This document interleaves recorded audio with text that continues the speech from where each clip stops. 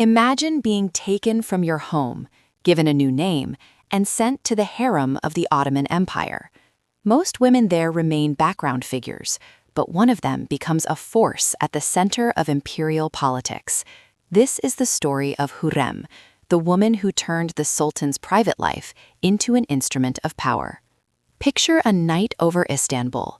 Topkapi Palace lies mostly in darkness, but one wing still glows with light, the harem, a place people usually speak of in whispers. Tonight, we tell the story of one of its women, Hürrem. Once, she had a different name and a different life. Snow, a village, a family home. Then came a raid, a road she never chose, a market, a foreign language. In Istanbul, everything was taken from her, except her ability to think. She was given a new name, Hürrem, the joyful one. Ironic, considering the circumstances. The first thing they do is erase her past. She is led to the hammam, bathed, perfumed, her hair braided. Silk is placed on her shoulders, and with it, a set of rules that are not her own. The older girls tell her plainly, "Here, you are no one, but if you are observant, you might become someone." The harem is not just a women's space, it is a vast system. At the top stands the valide sultan, the sultan's mother. No army, no official title, yet immense influence. Below her, wives, concubines, servants, and young girls still learning how to survive by these rules. At first, Hürrem simply watches. In the courtyard, some play ball. In the shade, others argue about who dances best, who hopes for the sultan's glance. Some cry quietly at night. Others make plans as if they are shaping not their own fate, but someone else's. Hürrem pretends she is just adjusting. In truth, she is mapping a future battlefield. The day the Sultan first appears in the hall is an exam for everyone. Music, dancing, luxurious fabrics, the scent of incense. Most of the girls look only at him. Hürrem looks at the valide, who she notices, who she nods to, who she ignores. Because it's clear, the Sultan is the center of attention, but his mother shapes the atmosphere around him. Hürrem doesn't rush to the middle, doesn't put on a grand performance. She chooses another strategy. Be noticeable, but not pushy. She laughs, not nervously, but genuinely, telling a story to a friend. The laughter flares at just the right moment as the Sultan passes. He turns at the sound, and for a second his gaze lingers on a red-haired girl with a lively face. A simple mark is made in his mind, the one who laughs. When her turn comes to enter the Sultan's chambers, Hürrem is prepared for more than just the romantic part of the night. Others rehearse gestures and phrases. She rehearses information. His victories, his favorite poetry, rumors about his character, how he speaks of war, justice, fear. In the private chamber, she does not sit in silence. She knows how to listen, and sometimes how to ask careful questions. Her goal that first night is not to dazzle, but to stand apart. Not the most submissive, not the most daring, the one he can talk to. He tells her stories.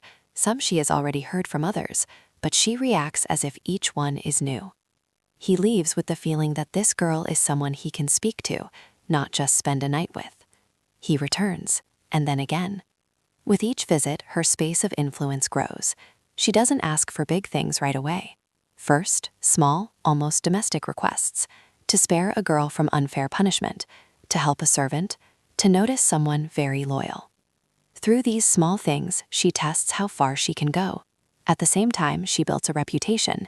People start coming to her with their problems. Gradually, talk to Hürrem becomes as normal in the harem as speak to the eunuchs or wait for the valide's decision.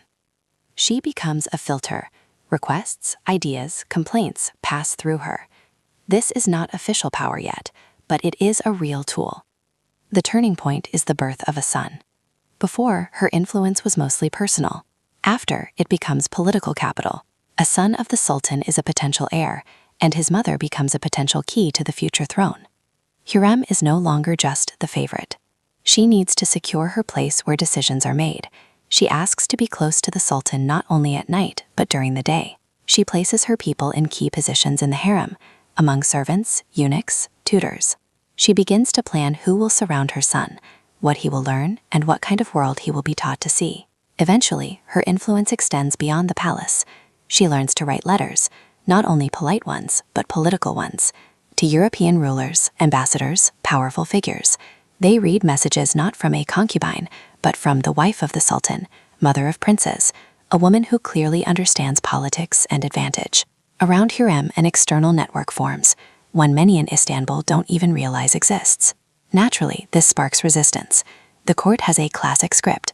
Women are decoration, men make decisions. Hürrem breaks that script. Rumors spread.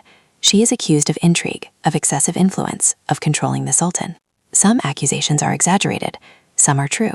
She does step into spaces where a woman is not supposed to step. But there is no way back. She chose to be a participant, not a spectator. Her decisions, who she supports, who she removes, change real political outcomes.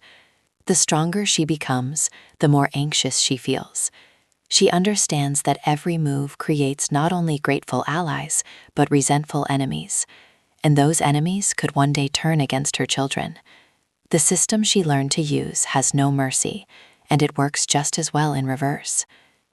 In later years, her health declines. She is still at the center, but tired of endless games.